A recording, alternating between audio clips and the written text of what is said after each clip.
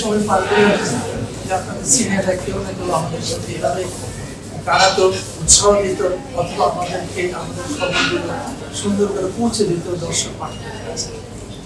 এই যে বাংলাদেশ এক্সেলেন্স অ্যাওয়ার্ডের ভিতরে একটা বৈশিষ্ট্য আছে যে এখানে শুধু কিন্তু পারফর্মার কিন্তু অ্যাওয়ার্ড পাচ্ছে না, পাচ্ছে হলো যারা এই ইন্ডাস্ট্রির সঙ্গে জড়িত, নানাভাবে জড়িত, ফাইন্যান্সিয়ালি জড়িত, তারা কিন্তু পুরস্কার। আর এগুলো হয় কি একটা যখন কারো কাজ করে স্বাভাবিকভাবে কিন্তু সব কাজগুলো তাকে জানতে হচ্ছে, দেখতে হচ্ছে, বিচারের মাপকাঠিতে কিন্তু সেগুলো কিন্তু নির্ধারণ করতে হচ্ছে।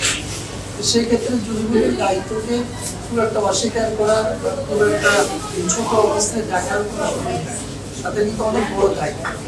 এখানেই হলো যারা এই আয়োজন করছে নাজমুল আমাদের ও স্বচ্ছতাই থাকে। আমি কিছু কাউকেই দেইনি, আমি জুরি বোর্ড যেগুলো যাদেরকে বলেছে তাদেরকে বলছি, মানে আমরা ধরে নিতে পারি যে কিছু আলাদা পরিস্থিতি আছে।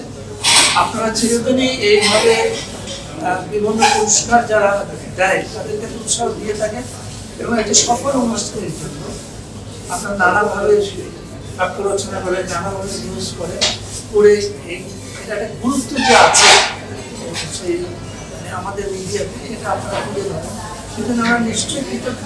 আমরা আশা করতেছি যে এই অ্যাওয়ার্ডের বিষয়গুলো সব পজিটিভলি আপনারা প্রচার করবেন, যাতে শিল্পীরা উৎসাহিত হয়, এন্টারপ্রেনাররা উৎসাহিত হয়, যারা ফাইন্যান্স করছে তারা উৎসাহিত হয়, যারা এই অ্যাওয়ার্ডটা একটা নির্দিষ্ট মাপকাঠিতে মানদণ্ডে অথবা সততায় একটা শ্রেষ্ঠ অ্যাওয়ার্ড বলে আমরা মনে করতে পারি।